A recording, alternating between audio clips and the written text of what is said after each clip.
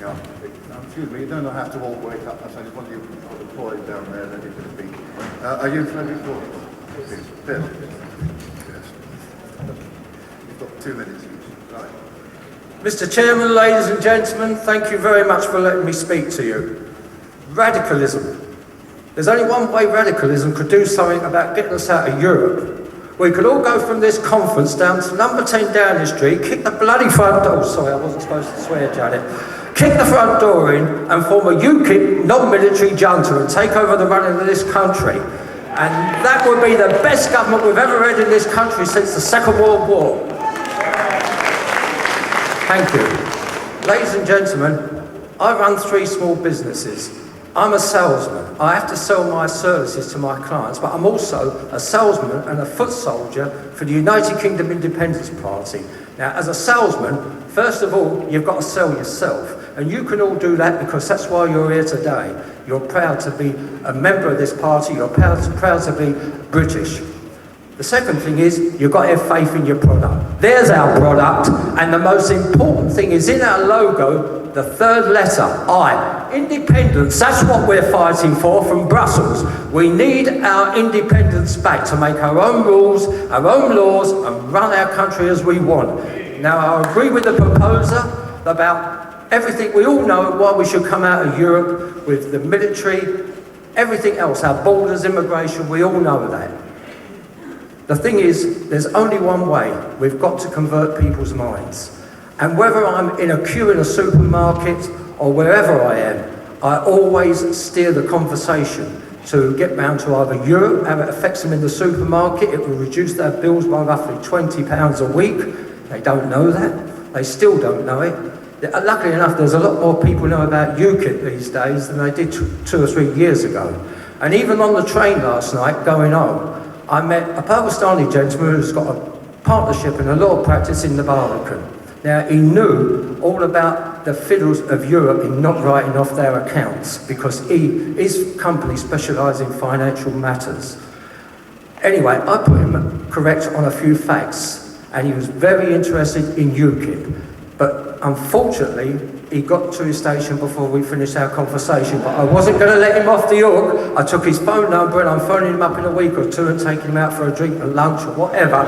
And I just don't want him, I want his family, I want his partners and I want his staff voting for UKIP. Ladies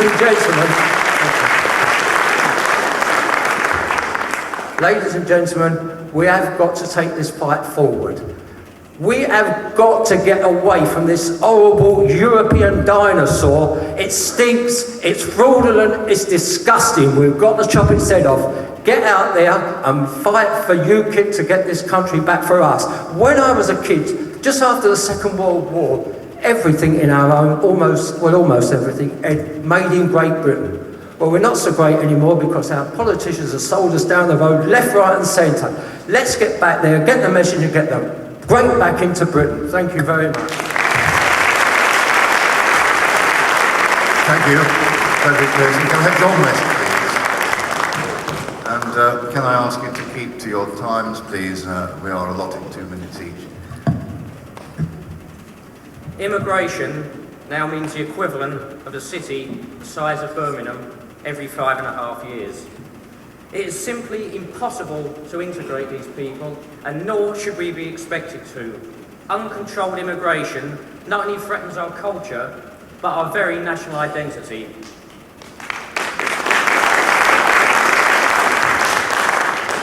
But we also face another threat to our way of life, the rise of militant Islamic groups. Now, they demand that Islamic law be introduced into British law. If these demands are met, we face the Islamification of Great Britain. In a recent YouGov poll, and I quote, 32% of Muslims said that Western society is decadent and immoral, and Muslims should seek to bring it to an end. Now, we need to send a clear message to these groups. We have our own culture and our own way of life. We're not going to change it or apologise for it. Respect our laws, customs and traditions, and if you refuse to do so, then perhaps you should seek asylum elsewhere.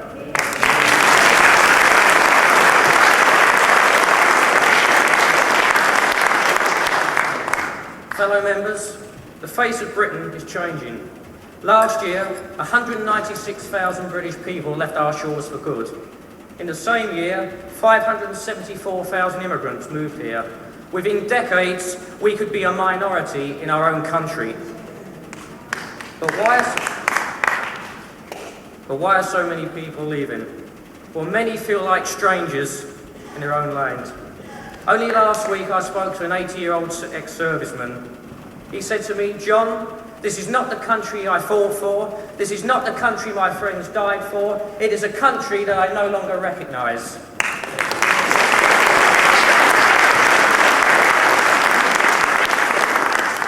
Make no mistake, Britain is facing zero hour because we are led by a parliament that seems quite content to light its own funeral pyre. And if nothing is done, 1,000 years of British heritage will be lost forever.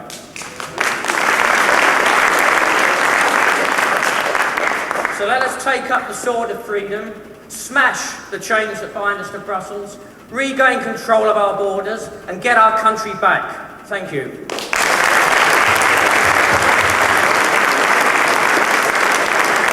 Mr. Gaver against the motion, please. Is Mr. Gaver here? Against the motion.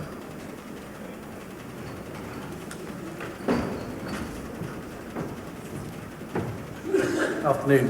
I start with an apology because I think I'm going to ruin the fun. I wasn't quite sure what the definition of radical that the proposer was using, and I wanted to say that I think that radical thinking is absolutely vital, but radical action is probably not the way to do things. The British people are a reasonable people who respond to people. If I could, the British people are reasonable people who respond, I think, to reasonable approaches and a reasonable way of doing things. If you ask them, do they believe that we should change our relationship with Europe, they'll always say yes. We all know that. If you ask them, do they believe that that's possible, unfortunately, many of them will say no. And that's why I think, for us, the priority is to give them the confidence and faith that we in UKIP can deliver that, to give them the hope that it is possible to free our country. And the policies that we've heard over the last 2 days, and the approaches we've talked about over the last 2 days, and the examples of the people we saw this afternoon, are, I believe, the best way to achieve that. And so my objection to the motion is not with anything that anybody said earlier on, is simply to make the point that the best way to defend our way of life is to do things the British way.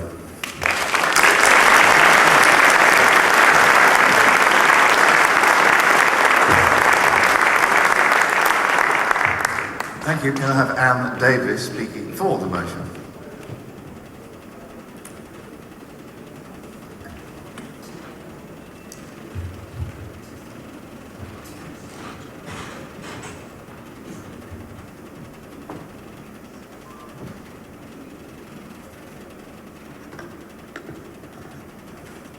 Good afternoon, conference. Can you hear me all right? I'm not used to public speaking at all, but I did want to put a point over. I'm speaking on behalf of the foot soldiers of UKIP, all those who tread the streets delivering leaflets. I've been a member of UKIP for 8 years. I'm a member of the Bracknell and Wokingham branch. I've been treasurer for 5 years. I'm also election agent, and last May we put up 18 candidates for our borough council in Wokingham.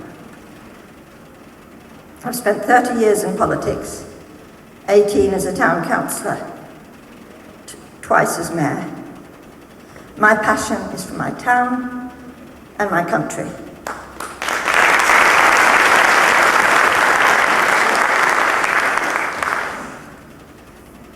Someone said before me, the war can only be won here in the UK, and that's quite right. We as foot soldiers need to give all our support to UKIP. and I support this motion to become more radical, to achieve our core aims of leaving the EU and standing on our own 2 feet.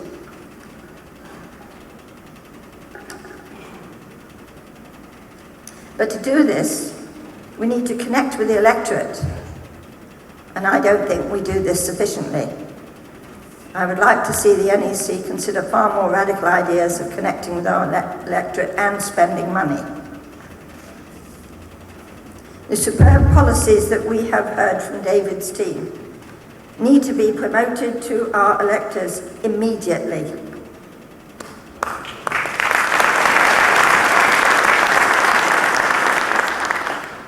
We cannot rely on the media, the BBC, or even on the internet.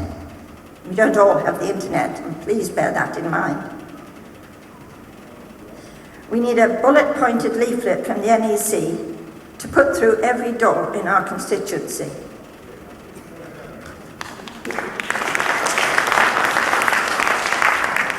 This should include an invitation to join UKIP, and this leaflet should be free. The membership that we'll gain from that leaflet should cover the costs. We in Wokingham cannot raise enough money to deliver a leaflet to all our constituency members, to our constituents. We therefore want to increase our branch membership, and this we should do if they all had a leaflet. We must become more radical to connect with electors. 6 years ago, I suggested to Nigel that we should actually have a balloon floating over this country with UKIP on it. He didn't take me up on that one, but why not?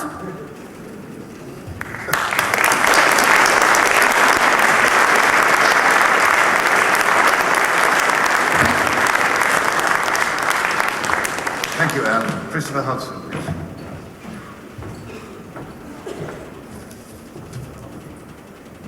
Mr. Chairman, Conference, Christopher Hudson, 6 Counties Liaison Executive for Jeffrey Titford, MEP.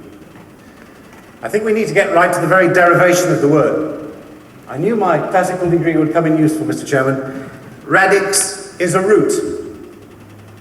And that's what we need to regain, Conference. The roots of what it is to be English, to be British, and to be proud members of UKIP. But I have to tell you, Mr. Chairman, your roots are under threat as they have never been in my life, and I'm sad to say in my parents' life, both of whom now deceased, and my grandparents' life.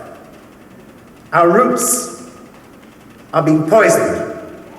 You are losing your country, you are losing your currency, and you are losing your armed services, and one day, God forbid, we could lose the monarchy. What have we allowed to happen to our country? Yes, another 8 million people will invade our shores, and I recommend you to look on Migration Watch. It is not a racist site. Look at it, learn those figures, because Sir Andrew Green and Professor Coleman from Oxford will give you the hard facts to knock the lefties and the silly-inspired, politically correct censorship that tries to stop UKIP. Stand up and knock them out now.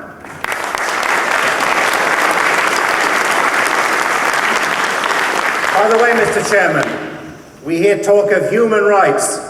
What about our human rights? What about our British human rights? Our own young people languish, over 1 million of them, not in education, not in training, but on the dole.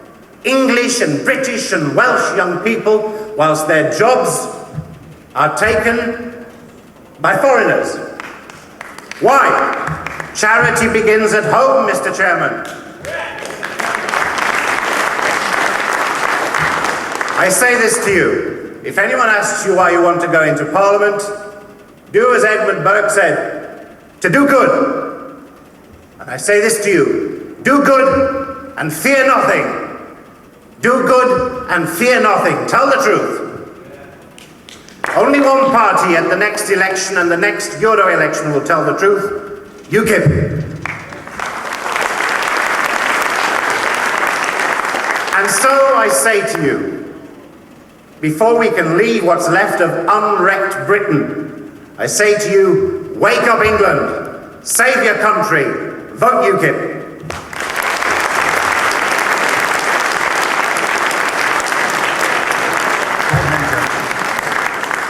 Thank you very much. Is Paul Henke here?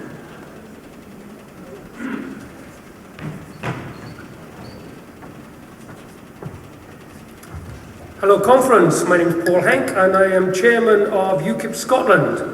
And yesterday morning when this motion came up, I leapt in to come and speak for it. And what's happened, of course, is we've had the most amazing 2 days of fantastic work by the policy committees. And they've come up with some fantastic ideas, which means that we're all singing from the same hymn sheet with a phenomenal number of policies to take forward. So what do we have that's radical? And what I'm about to say is quite shocking, although the word's been mentioned already. We have the truth. Nobody can argue against us this powerful, radical weapon. And that's quite a contradiction, isn't it? Radical and truth. But that's the fact. We know that there's only one occasion when the Lib Dems, the Labour Party and the Conservatives don't tell the truth. It's every time they open their mouths. So we have the truth behind us. We have to get our message out there. And we can help do that in a radical fashion. We have to embrace modern technology. In Scotland, we have bought the rights to a video emailing facility. So those of you who've got email, please let Peter Adams or myself have your email addresses or email us. And in the next 3 weeks, we will be sending out UKIP videos to get our message out there. It's a radical way of doing business. It is cheaper to make a 3-minute video and send it out and virally market that than it is to create one piece of brochure. Think about that. And viral marketing could mean that by the end of this year, we could be sending out emails hitting 1, 2, 3 million homes, because that's what viral marketing does. For those of you in the room who understand it, and it's something I understand because I've been in that business for years. So the truth is the thing we should use. And by the way, start writing to your local newspapers. Armed with the truth, we'll get our message across. Thank you very much.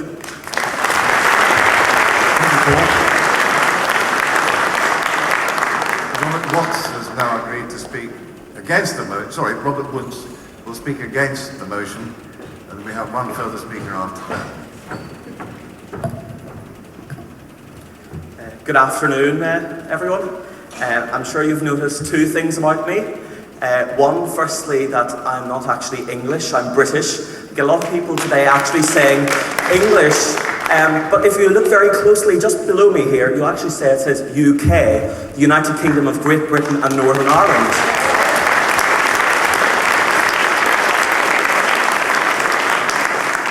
One of the things I'm sure most of you probably realise, the other thing that I was mentioning, of course, is that I'm probably under the age of 30 if I'm 21, the youth of today as well. One of the things that I'm going to point out just initially, it's been mentioned but not really commented on at all, this particular word, radical. No one seems to have mentioned an actual definition as to how far, and just from one point that I'm going to make here is of course where I come from, home.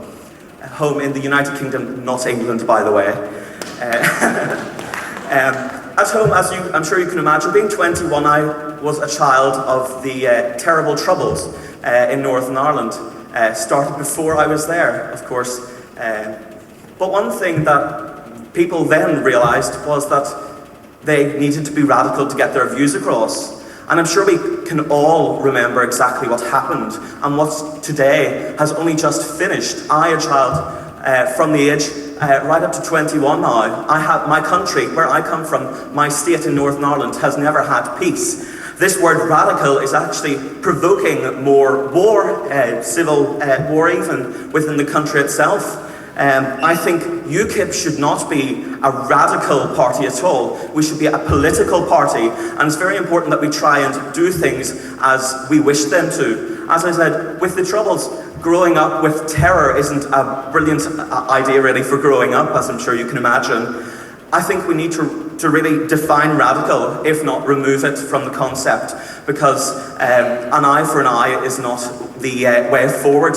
It's not a British virtue. If we have radical terrorists within the country, we ourselves should not be going out to do the exact same, and that's what's been done in Northern Ireland for quite some time. So I implore you to vote against this, because simply for the fact is, this word radical, there's been no definition. I urge you to vote no.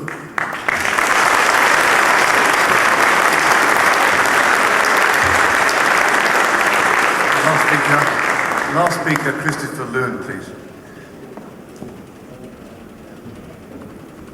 I pronounce it right. Luke, sorry. Christopher Luke. I couldn't read the writing.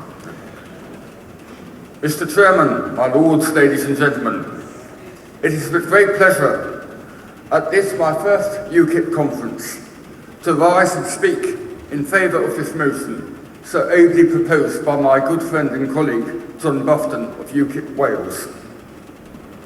As one who is half English, half Ulster Scots, and who has a Welsh sister-in-law, I have more than one reason for saying I am proud, as the former speaker has just said, to be British, and a British subject, not a European citizen.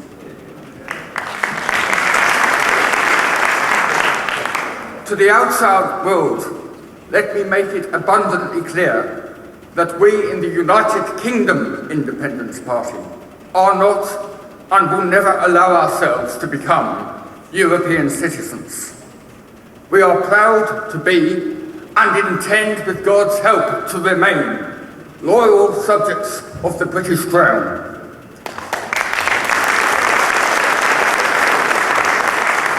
Our membership of the European Union and uncontrolled immigration to our lands has no place on our agenda, for we know only too well how either or both of these evils threaten to destroy our national independence.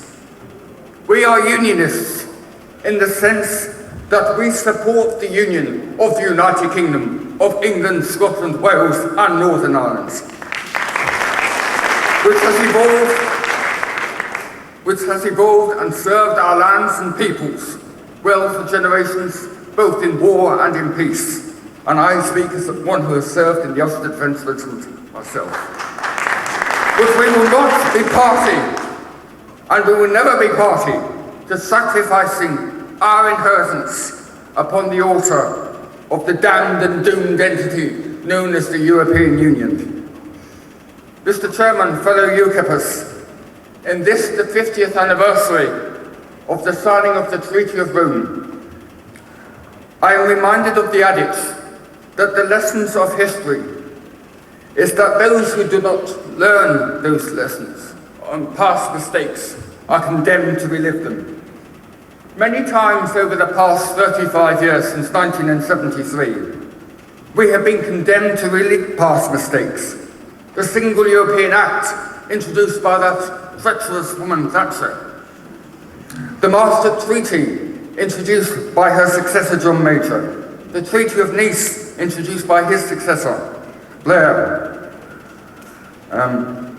All have been passed because our political opponents have successfully brainwashed our fellow countrymen in all parts of the kingdom into forgetting the past and not learning from the mistake, the treacherous mistake that Heath made when he took us into what was then the EEC in 1973.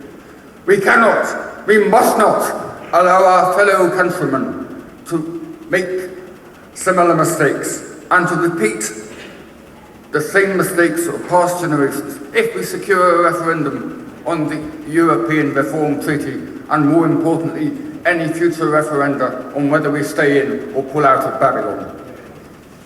In supporting this motion, Mr. Chairman, I pray that each of us will leave this hall today filled with a renewed enthusiasm and determination, not only to regain our national independence, but ensure that future generations will never again repeat the mistakes others have made previously, and to keep alive the lessons of history and the importance they teach us all.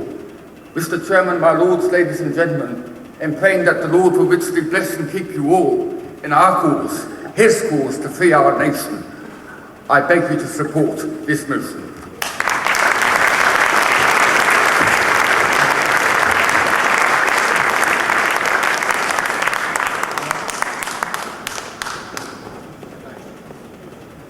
Right, now the House lights.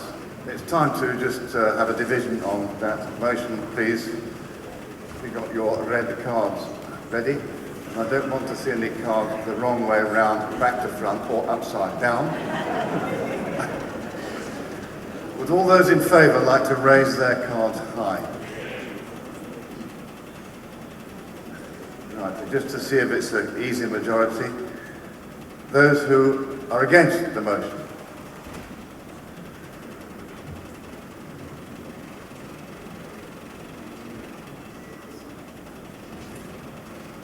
Can we just asking Greg to verify? Can we have all those four again, please? All those in favour of the motion?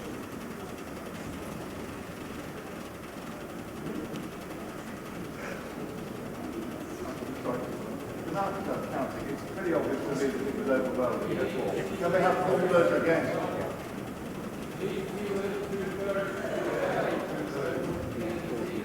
right, so I'm going to have to do a count. Beg your pardon. All those four, do it again. All those four, raise your cards, please.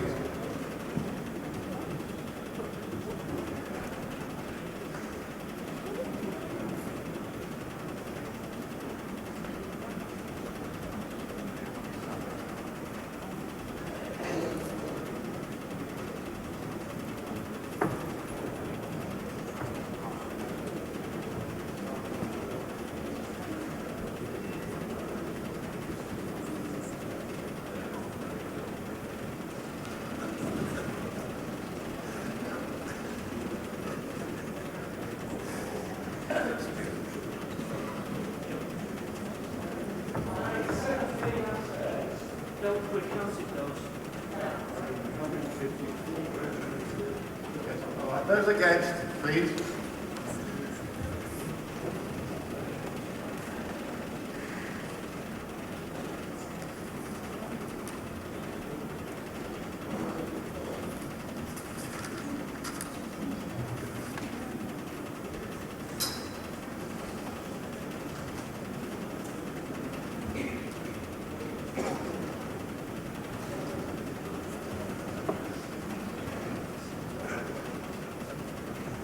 By the way, isn't it the big to Australia?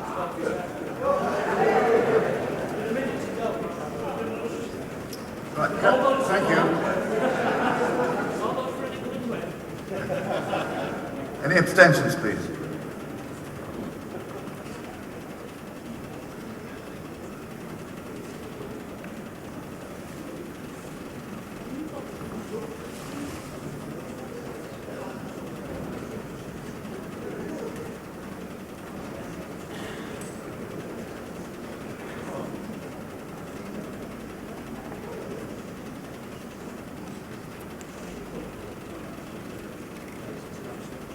All right, the results of that: for 115, against 75, abstentions 22, and if I've done my sums right, that means that the motion is carried.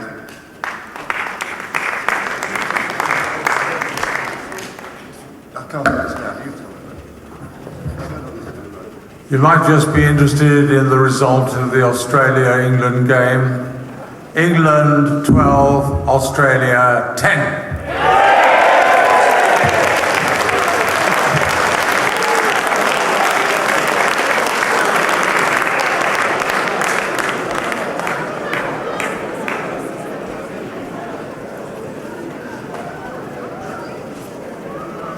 What did What did Willoughby describe the last slot as yesterday? I forget, the death slot or the funeral slot, the graveyard slot, was it? Well, Roger Knapman has kindly agreed to do the graveyard slot of all graveyard slots, which is the final show in the conference. But it's also an important slot to carry because I know Roger is somebody who's seen this party through thick and thin over 4 years as party leader.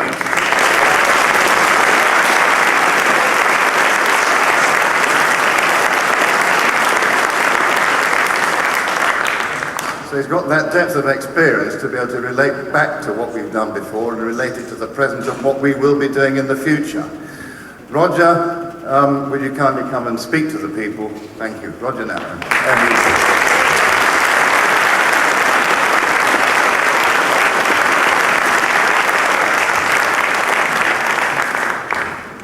I don't speak without notes. And my problem is I can really read them. But I've just heard some very good news to start with. We are going to have, almost for certain, our second parish poll in the southwest. We have obtained permission from the local authority to hold a poll in the parish of Sholden. And gosh, who is our candidate in that particular constituency? Oh, it must be coincidence. It's Trevor Coleman.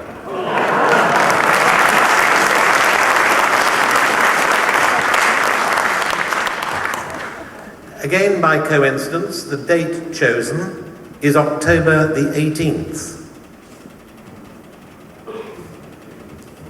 That's the day of the Intergovernmental Conference. Good, isn't it? So, well done, and all I would say from the southwest is, what are you doing about it in your neck of the woods? We're achieving enormous publicity in every local newspaper throughout the southwest. It's not difficult to arrange. It is difficult to get the local authority to agree, but we're getting a little bit of legal experience, even if we're just barroom lawyers. But anyway, there's another one on the way, and we shall win. And will come out on the day of the Intergovernmental Conference.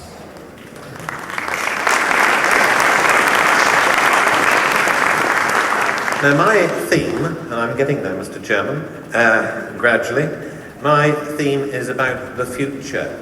You may think this unlikely subject for me, but in fact the conference is all about regaining independence, and that's the future we want, is it not? You see, politically, I'm not actually very keen on the present, and I'm darn sure that the general public are not very keen, by and large, on politicians. I mean, if Mandy Mandelson can't handle his own mortgage application and is not fit to be a national politician, why is he qualified to be in charge of trade and industry through all Europe?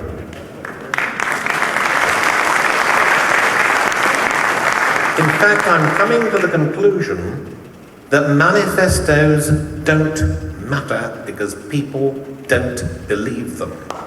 Manifestos are meaningless, except ours. After all, when you've got manifestos promising a referendum on a constitution and then it's withdrawn on the basis that a constitution is suddenly not a constitution, even though 90% of it is the same, then really one loses credibility. And when the son of the manse, who has not, to his credit, claimed to be a pretty straight sort of guy, unlike his predecessor, when he goes to Iraq and tries to use the armed forces for political purposes, well, I think he's had a pretty bad sort of week.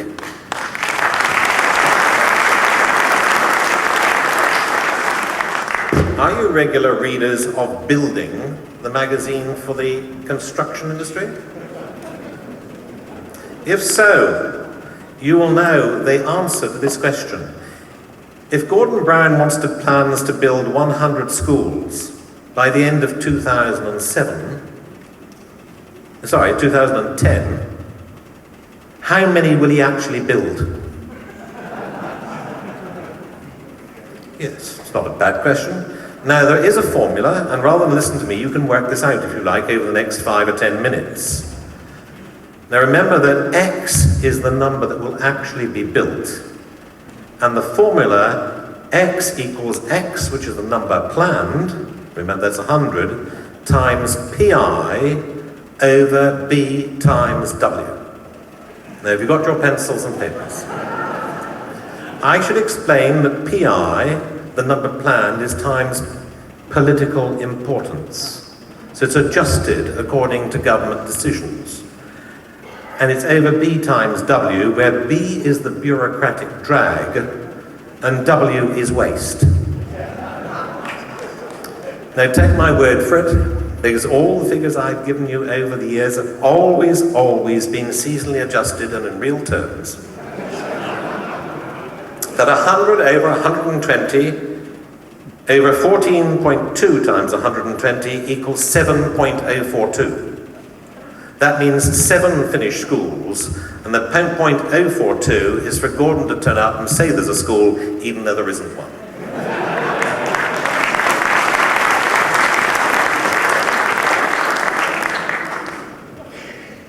And is Dave Cameron any better?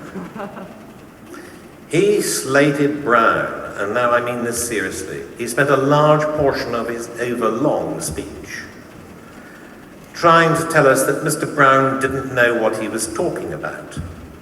I was surprised that Dave knew this, quite frankly. But he castigated Mr. Brown for saying that British jobs were for British workers because that's illegal under EU law.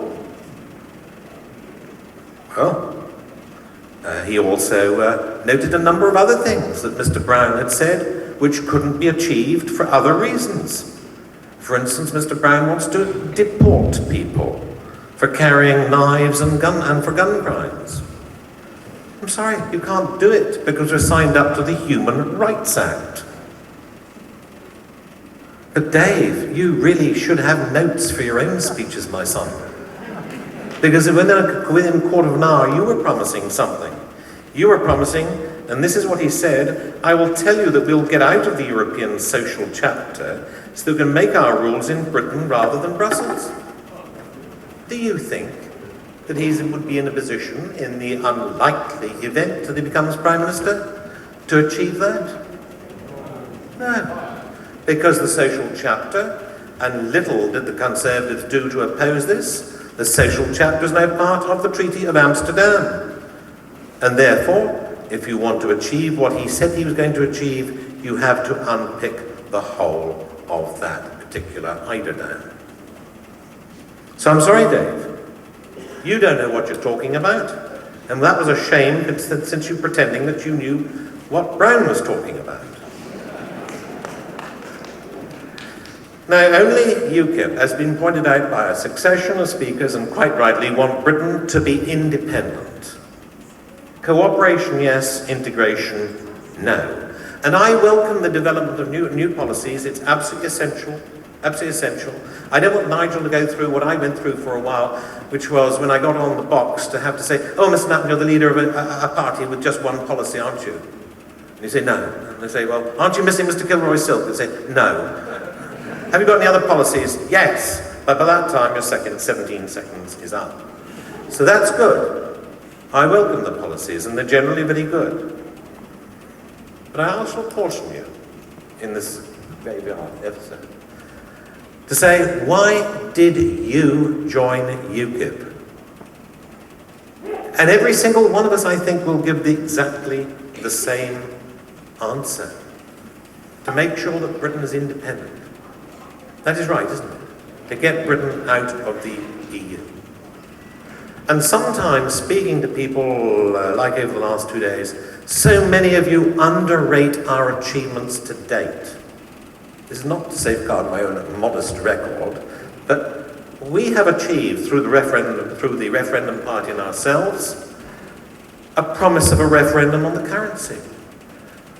We've achieved goodbye recently temporarily, I fear, regional assemblies in some cases. Remember our trouncing of Mr. Prescott when he thought the North East wanted a regional assembly. Remember Nigel's triumph of getting £2 billion, exposing Blair's giving away of £2 billion of our money for no particular purpose in Brussels. So there's just a few of the very big successes that we've had. But don't ask me when the next big get-out, freedom from Europe, will actually happen. I didn't know the USSR was falling abroad, as they say in Devon, until it actually happened, and nor did you. But it will happen because you're sufficiently bloody-minded, if you'll excuse the expression, and determined that we keep going until it does happen.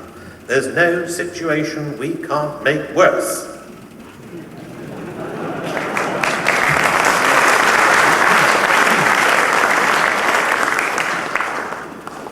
On that basis, we must immediately, and we may be a little at fault for not recognizing this earlier, for understanding that we must fight for a referendum on the Constitution. It's our policy territory. We must not allow anybody else to occupy that territory. It's why we're set up. And above all, the other parties, by pretending suddenly to be Eurosceptic, are just charlatans who for 40 years have been travelling in the opposite direction. And the only reason they're coming to take it off us is because they read headlines like that saying 2/3 of voters want referendum on EU treaty. And then the screech of brakes means that the smell of tires is quite apparent. Especially in the Conservative Party. But do you believe them? No. You see, with those figures, all the parties, even poor Ming Campbell, has recognised that he's got to have a referendum. So the position in the debates in the House of Commons will be difficult, and probably those in the House of Lords even more difficult. But unfortunately, leopards don't change their spots. And William Hague let the leopard, or perhaps cat, out of the bag when he was asked, but if the referendum was in or out, how would you vote? Oh, he says, to stay in. Now, I would take you back, and I spoke to Dick Morris a few days ago, and he sent his compliments, and I hope we will take his advice again in due course. And you remember,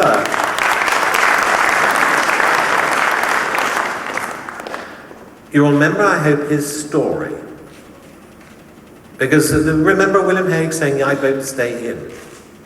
Remember Dick's very simple story. They were always very good and very simple.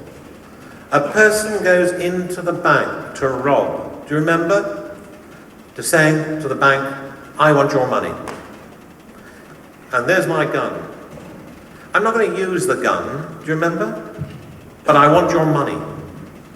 What sort of response do you think you get? I want to renegotiate this, that and the other from the European Union. But I've got a gun here saying, if we can't get our way, there are circumstances we may have to get out. But I'm not going to use that gun. Under no circumstances am I going to relinquish membership. That's the position of the Conservative and the Labour and the Liberal parties. That's what makes us different, why we must keep going, why we must contest every possible election and be thriving in every respect.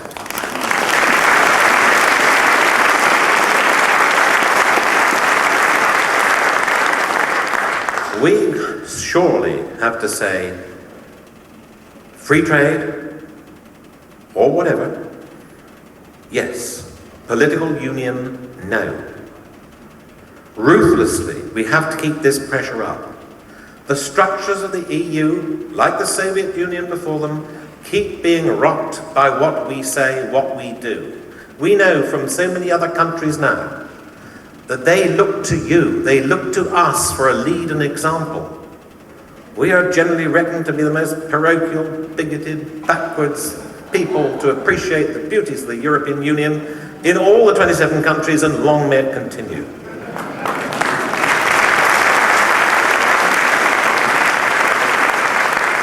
Thank you very much for your support in the past. Keep it up in the future. Great Britain will be great again.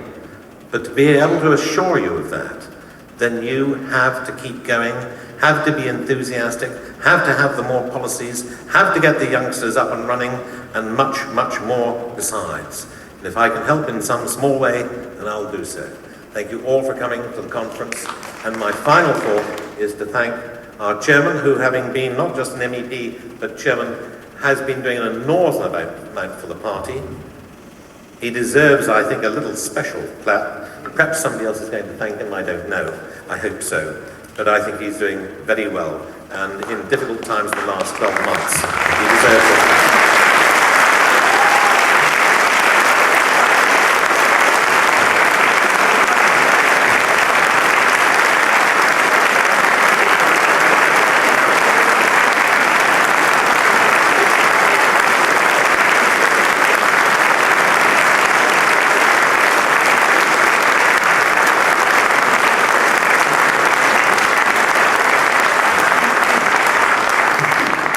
Can I just say an absolutely huge thank you to Roger for that. And for those of you who don't know, a little bit of news, hot off the press, and a big surprise to me, but in the quarterfinals of the Rugby World Cup, England have beaten Australia. I just want to say one last thing. It echoes ever so slightly what Roger just said, but it's this. That I don't think any of you in the party have any idea of just how tough a job being chairman of UKIP is. I know this because I suffered the deep misfortune of the role from 1997 to 2000 myself. It is a very, very difficult, all-consuming, 7 days a week, many, many hours a day role.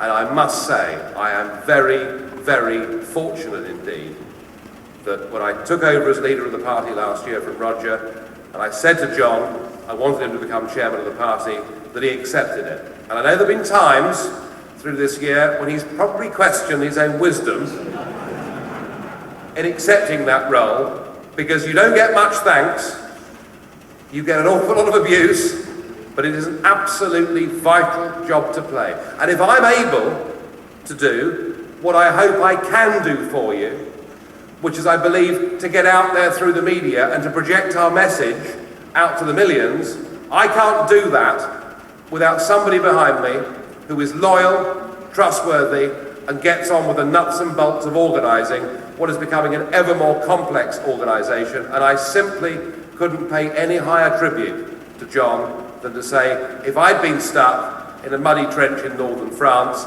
he's the sort of bloke I'd have wanted next to me. Thank you.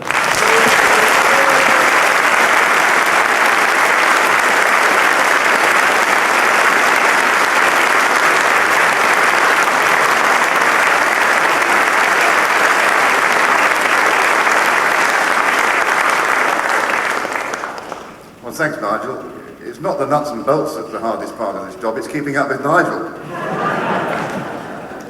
Thank you, Nigel, for all your energy, hard work, devotion, being out there, prepared to face the media at the most awkward possible times, having 2 hours sleep, from finishing one show on one evening, going home 2 hours, getting in a car to come back to do 6 o'clock in the morning the next day.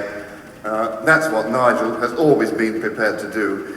And that is, to a large extent, the reason why we are so well covered, as described by Clive Page yesterday. So let me return the compliment. He does a lot of hard work himself.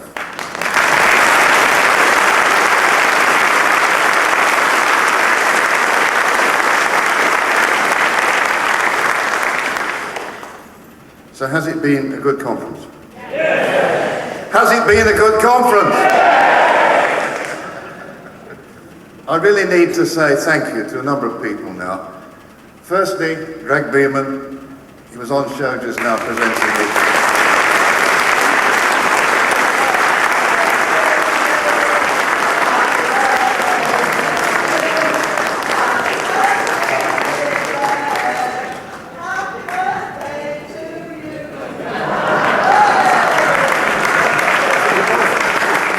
I think that was his birthday.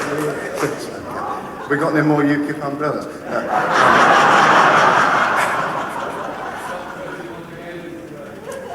Greg has dived in to organise this conference about 5 weeks ago, I think.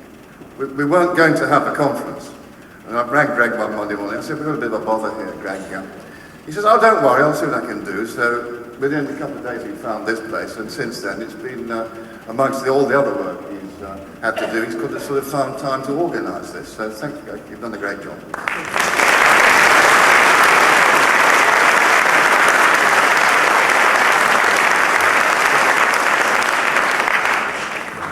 Let me thank all the speakers. We've had some magnificent speeches in these last couple of days.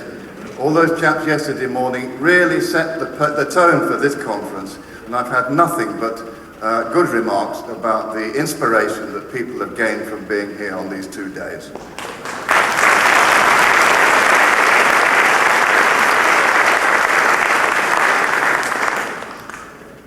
Out the front there in the box office, Andrew Fear looked really at home.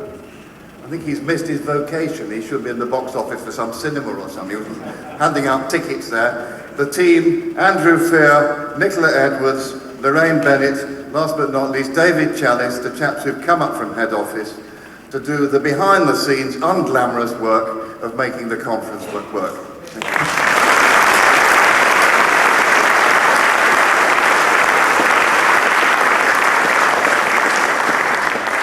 But making conferences work is not the only thing that team does. They are, of course, the folks at head office. And I hope that you all shared my experience of working with head office in this last year, in that it's been a jolly good organisation. It's been a happy organisation. It's been a helpful organisation. When you ring up with queries, they might not be able to answer you straight away, but they will take note of what you want and see to it, and it's getting more efficient by the day. It makes my job as chairman easier and easier by the day. We've got a long way to go in making this party more professional in a number of directions, but one of the problems has not been head office. It's been terrific down there, so thank you, David, and all your team for what you've done.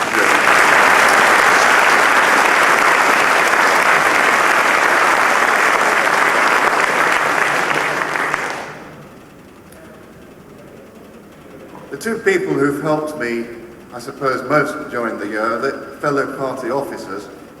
That's Bruce Lawson, who for the past 18 months has been treasurer. As you know, he's now handed over to Mark Wadsworth and Marta Andreasen. Not here today, Mike Zuckerman, the party secretary. Perhaps that's the most unglamorous of all jobs, because he sits there quietly behind the scenes, helping me with the sort of problems you just don't want to know about, but ones we have to deal with nonetheless. So to those two chaps, enormous thanks. But let me also thank all the chaps in the NEC, sorry, chaps and ladies in the NEC. No, sexist next time. Accused of sexism. No, all the people on the NEC, thank you very much for your assistance and support during the year. Can we have NEC members perhaps up on stand now? Because it's time to close the conference with the national anthem, the traditional ending, please. If we could have everybody up here.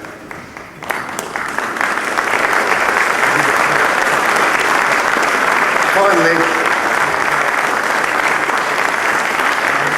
I wouldn't be right if I neglected you members who've managed to stick us out to the bitter end of Saturday afternoon despite the rugby.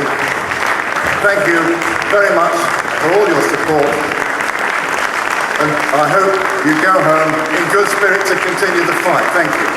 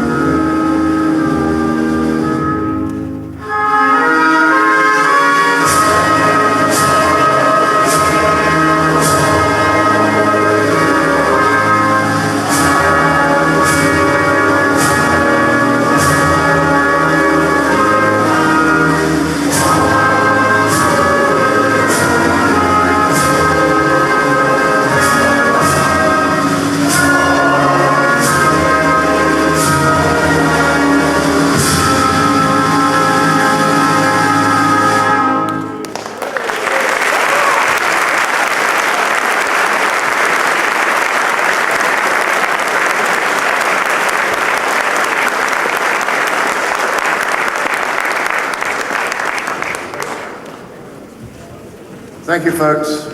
Go home in good spirit and keep on the fight. Thank you.